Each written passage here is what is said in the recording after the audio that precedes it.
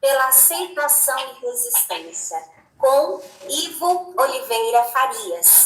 Ele que tem 63 anos, pai de 3 filhos, oficial de justiça federal aposentado, sobrevivente enlutado pelo suicídio da filha primogênita Arielle, vítima de suicídio aos 18 anos, em 13 de março de 2014. Ivo, por gentileza, agora é com você. Boa noite a todos. Uma saudação muito... Seu microfone está desligado, Ivo. E você falou sobre a gravação também. Está gravando, Ivo? Sim. Boa noite a todos. Uma saudação afetuosa.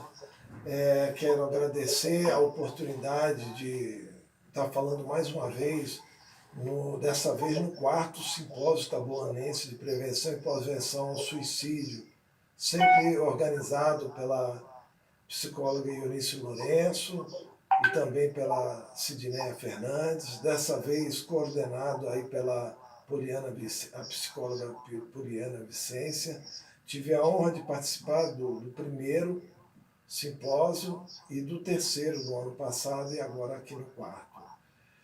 Então, o meu tema é um título assim que faz as pessoas pensarem nem superação, nem resiliência, mas fortalecimento pela aceitação e resistência.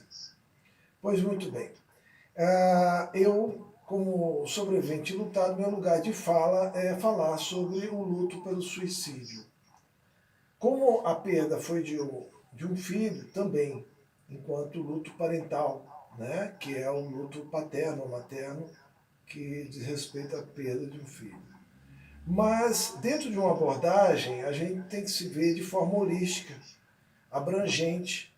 E aí eu me permito fazer um cotejamento com outras experiências de luto para exatamente podermos diferenciar situações onde o luto admite a superação do enlutado, a resiliência. A resiliência o que é? Esse termo vem da física, que é a propriedade de alguns materiais, como por exemplo os metais, de, uma vez alterados, voltar ao estado original. A elasticidade, né? A possibilidade de voltar. E a psicologia se apropriou desse termo, e exatamente quando a pessoa consegue a superação, é um processo de resiliência que está ocorrendo. Por exemplo, eu perdi meu pai aos 70 anos de idade, em 95. Eu tive um luto que teve início, meio e fim, ele terminou, eu superei, eu voltei ao estado original e segui minha vida, com as lembranças, as recordações, mas órfão, mas seguindo adiante. Anos depois, em 2013, eu perdi minha mãe. Por o meu vínculo ser muito mais forte, que ali eu era amigo, o sofrimento foi muito maior. É um luto muito forte. Me tornei órfão também de mãe. Mas ele, em determinado momento, ele também foi superado e virou uma saudade. Agora, comigo, e aqui é onde entra o meu lugar de fala, eu perdi uma filha. Minha filha mais velha, com 18 anos, na flor da idade, no dia 13 de março de 2014. 7 meses e 23 dias que eu tinha perdido a minha mãe. Eu ainda estava em luto pela minha mãe. Mas o luto parental, a perda de um filho, e aí ainda não entrei na seara do luto por suicídio, mas da perda de um filho, é o chamado pior luto. O luto inominável, a perda inominável. Porque quando você perde um pai e uma mãe, você é órfão. Quando você perde um cônjuge, você é viúvo. Quando você perde o filho, não tem nome em nenhum idioma no planeta. Então, é um luto que, embora não seja por suicídio, é um luto insuperável. É um pai e uma mãe que perde um filho, jamais vai ser como era antes. É um luto para a vida toda. Então não há resiliência, não há superação. É uma memória entranhada com dor, nem sempre por sofrimento. A dor é um processo inevitável até o fim da vida. O sofrimento nem tanto, porque o fortalecimento pela aceitação e o processo de resistência, né, a resignação altiva, vai fortalecer. Agora, entrando no luto por suicídio, aí é um luto complicado, extremamente complexo. Né? Terrível quando é a perda de um filho, mas também terrível quando é a perda de um pai, de uma mãe, de um amigo, de um irmão, de um colega de trabalho. Qualquer tipo de perda pelo suicídio é complexa.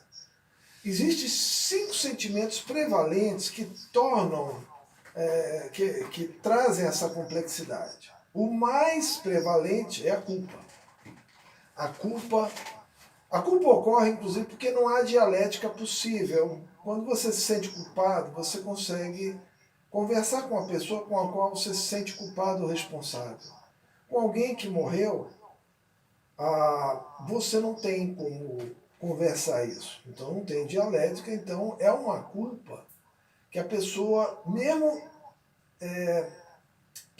digamos, conscientemente, sabendo que não é, intelectualmente, emocionalmente, ele vai prevalecer em vários momentos da existência.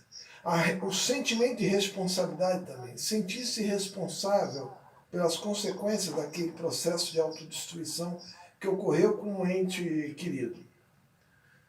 A incompetência, o sentimento de não ter sido competente para perceber, seja sinais, enfim, poder fazer alguma coisa. A impotência de não poder fazer nada. Né? No sentimento, inclusive, de incompetência, é o sentimento de abandono. Né? Sentir que o desespero era maior do que o carinho e a conexão de sentimento para continuar com a pessoa, o enlutado. Outro sentimento, e esse é o que provoca o anonimato da maioria dos enlutados pelo suicídio, é a vergonha. Porque existe muito julgamento, né? A sociedade não aceita, se escandaliza. Então, aí, um grande contingente de enlutados vive nas sombras do anonimato. Isso é milenar, é secular e milenar. Então, a vergonha também é um problema. Nem todo mundo consegue falar abertamente que perdeu um filho, um amigo, um pai, um parente, um familiar, um colega, por suicídio para outras pessoas. Então, aí, o que ocorre? Nesse caso, não há o que superar. Há o que aceitar e ressignificar. Eu falei em resignação, quando eu falo em resignação, eu falo a resignação altiva, não a resignação cabisbaixa de quem se entrega, mas de receber a dor, aceitar essa dor e todo esse processo que está acontecendo com ela, deixá-la bem perto. Assim como na guerra é interessante você ter o inimigo perto de você, é mais fácil você enfrentar um adversário inimigo tendo ele por perto do que ele longe, para conhecê-lo. Então a dor é algo que a gente tem que se apropriar dela, inclusive porque o disparo do sentimento doloroso, ele vem de um sentimento nobre, que é o amor, é o afeto. A palavra já se explica por si mesmo. O afeto é o que afeta a pessoa. A afetividade é ser afetado. Né? Então, a pessoa ali, ela aceita com essa resignação ativa e vai buscar um processo de ressignificação. Mas não é resiliência, porque resiliência é você voltar ao que era antes, e isso nunca vai ocorrer. Tanto no luto por suicídio, por todos esses complicadores, né? Como também quando não é por suicídio, quando a perda é de um filho. Posso falar isso como pai.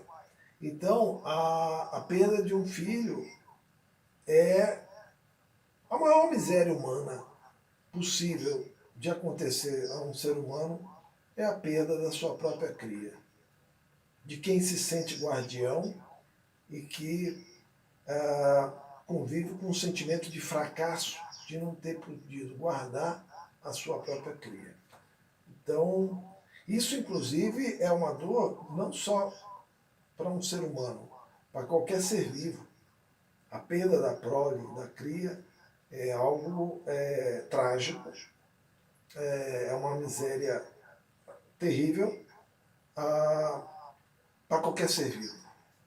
E aí, a gente está falando de um processo de dor que é uma potência muito poderosa. Essa potência, a dor, ela é capaz de nos transformar para melhor ou para pior. Depende de como você lidar com a dor. A dor é um processo que pode provocar construção ou destruição. A dor, ela é dilacerante nesse processo do luto por suicídio, ainda mais se for por perda de filho, e pode inclusive provocar a própria autodestruição do enlutado.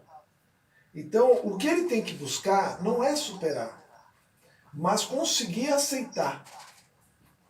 Muita gente fala, nós temos que saber ser gratos aos eventos do universo, mas não é um processo de gratidão, é um processo de aceitação.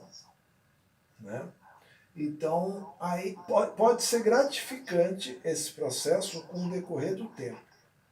Mas o fato de ser gratificante, no sentimento de você conseguir estar se apropriando da dor e conseguindo trabalhar essa dor, porque a dor é inevitável até o último respiro, na perda de um filho ou no luto por suicídio pelos seus complicadores. Mas o sofrimento não.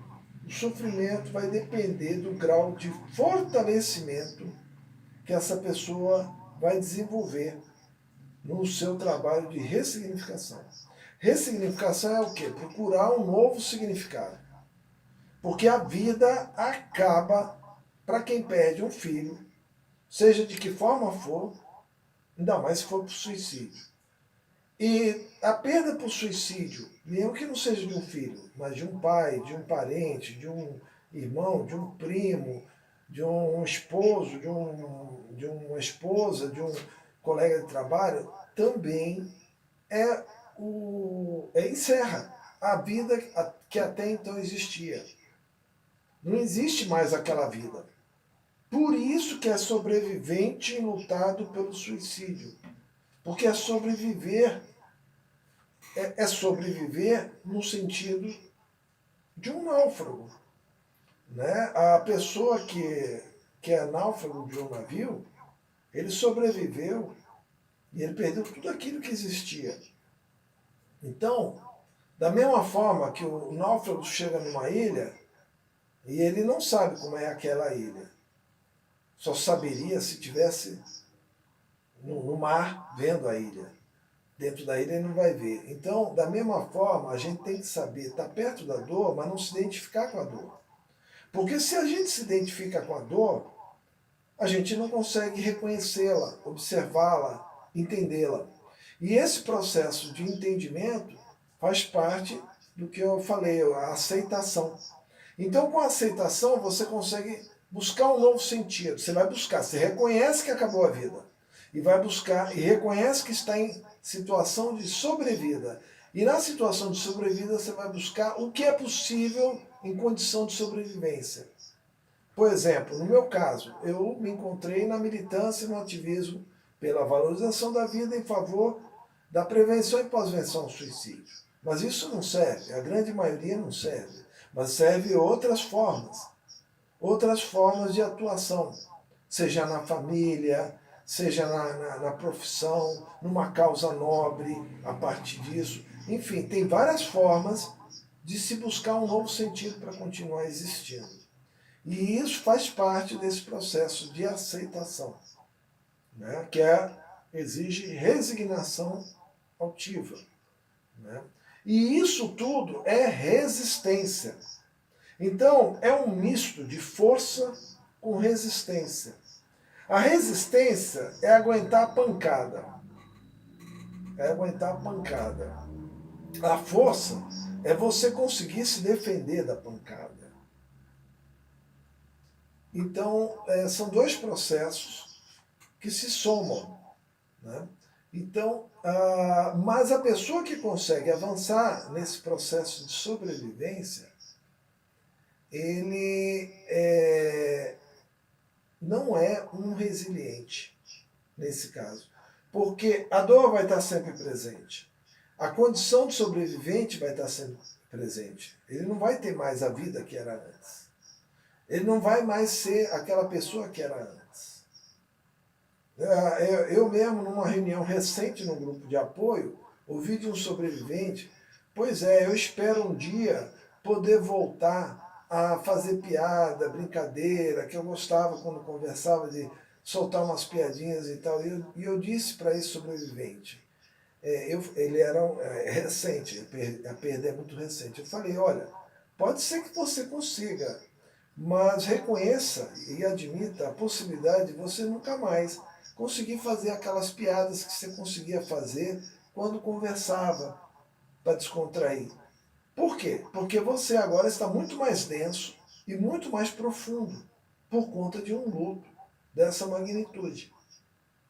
Então aí eu disse a ele, admita a possibilidade de você nunca mais poder, talvez, conseguir fazer essas pequenas piadas e brincadeiras que você conseguia fazer quando conversava. E tudo bem, se conseguir, ok, mas não se exija.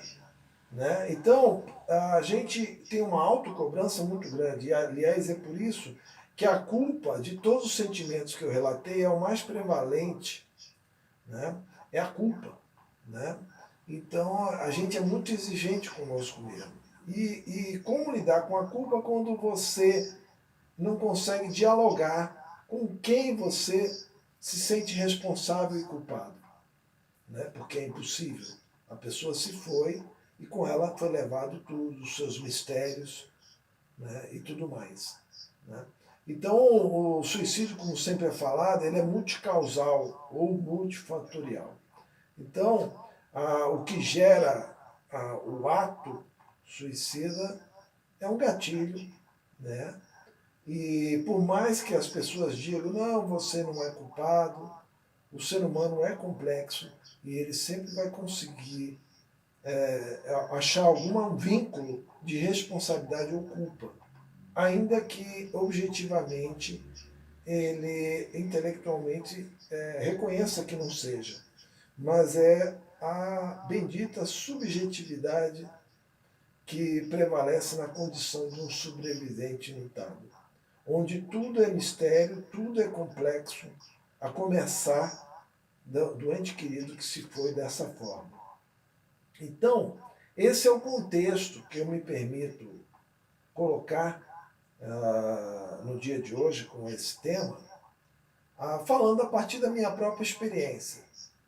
Como pai, com um pai que perdeu uma filha para o suicídio e que teve a experiência prévia da perda do pai e da mãe, num luto normal, onde morreram por doenças, velhice, com vida plena, ou seja, dentro do caminho natural, né? Então, então o luto por suicídio já é dilacerante por causa disso, porque vai contra toda a lógica da vida, né? Que é a luta para se manter vivo. Né? Então é isso, eu acho que eu consegui desdobrar o que eu pretendia demonstrar, né? E até derrubar alguns jargões da psicologia que não se aplicam ao luto por suicídio, como resiliência, superação, não tem nada a ver com luto por suicídio. Isso é que eu queria demarcar, porque isso é importante que fique bem claro. E eu falo isso com a autoridade da minha própria vivência, ou sobrevivência. Muito obrigado, gratidão, me coloco agora à disposição para eventuais aclarações. Obrigada, Ivo. na última terça-feira, que foi o nosso primeiro dia de simpósio, nós tivemos também a sua companheira de militância, né, de coordenação do grupo Luta em Luto, a Cris Miguel. Nós temos aí também 5 minutinhos para eventuais perguntas, para todos que ouviram aí a fala do Ivo. E eu gostaria de fazer um pedido, Ivo, para que você pudesse brevemente falar sobre o Luta em Luto. Ah, sim. Tanto a Cristina Miguel, como é conhecida, né? Quanto eu, Ivo Oliveira Farias, nós dois somos pais sobreviventes enlutados e em 4 de fevereiro de 2019 nós inauguramos um grupo de apoio, Luta em Luto, um grupo Luta em Luto de apoio aos sobreviventes do suicídio, que se propõe principalmente acolher sobreviventes enlutados pelo suicídio, mas também vamos acolhendo os sobreviventes tentantes, os sobreviventes impactados e os sobreviventes testemunhas. Os impactados, para quem não sabe, são aqueles que não têm um vínculo afetivo com a pessoa que morreu pelo suicídio, mas de alguma forma viu o suicídio ou soube do suicídio, às vezes uma pessoa pública, etc. E bombeiros, enfermeiros, médicos, psicólogos profissionais, e os testemunhas que veem o ato suicida, né? A pessoa caindo da ponte, né, na sua frente ou do prédio. Então esses não têm luto, mas têm um impacto, né?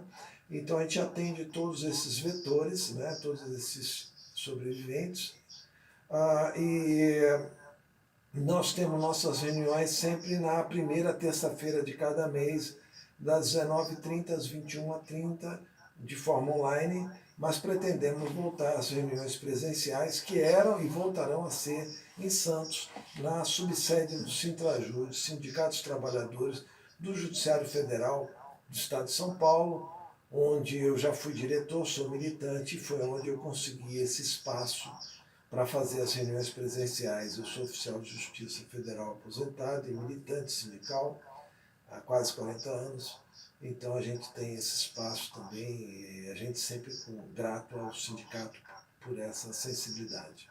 Aliás, aproveito para comunicar que estarei participando de uma live com o Sindicato Sintrajude na próxima semana, na quarta-feira, no dia 22, já ficam desde já convidados.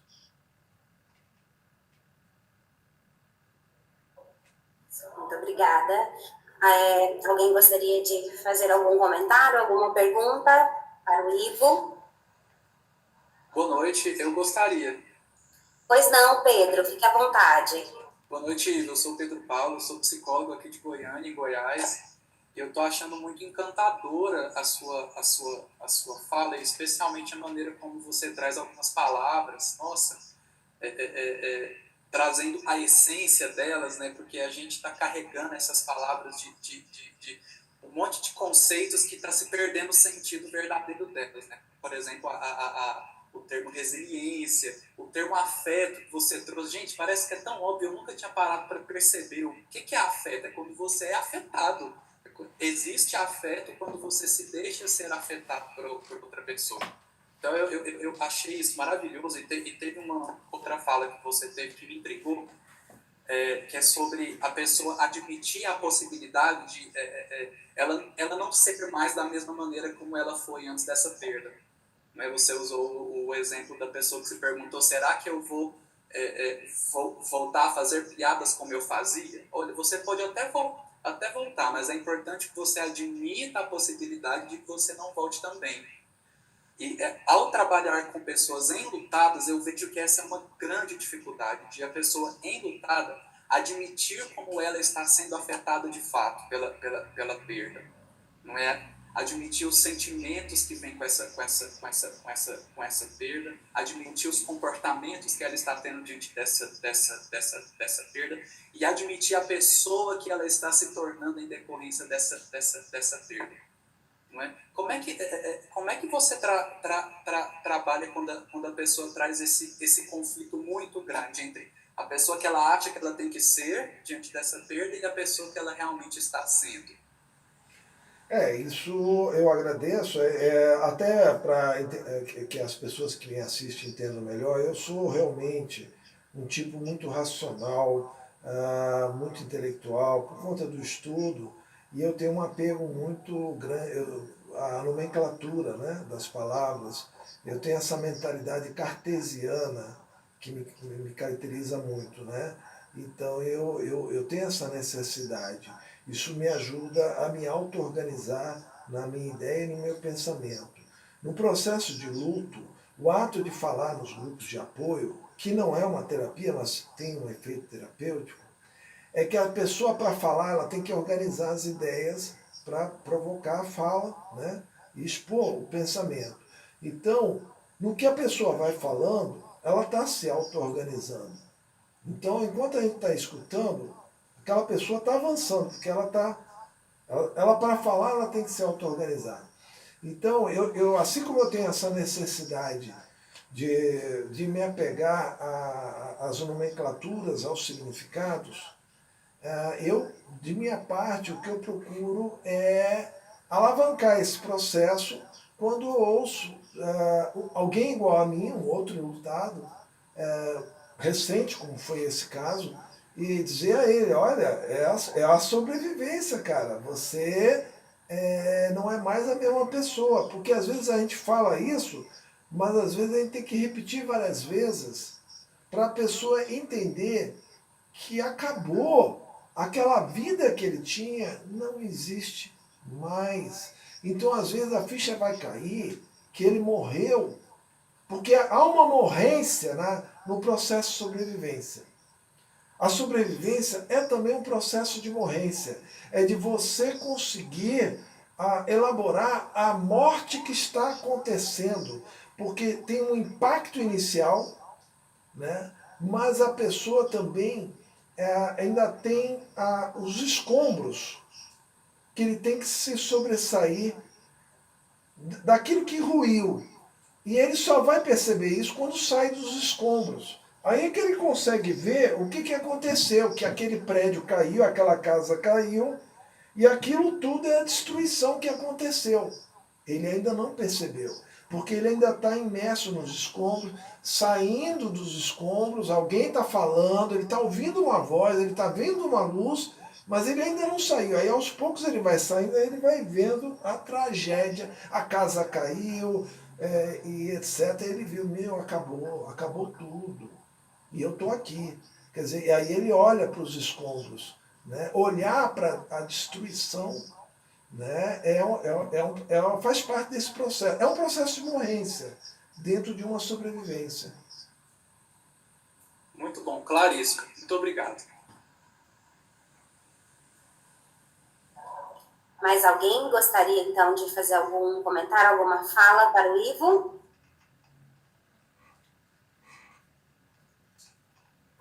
Então, podemos prosseguir. Obrigada, Ivo, por partilhar sua experiência, seu conhecimento. Receba os nossos abraços. Gratidão. Agora, nós teremos, então, para encerrar o 4º simpósio taboanense de prevenção ao suicídio e valorização à vida, a fala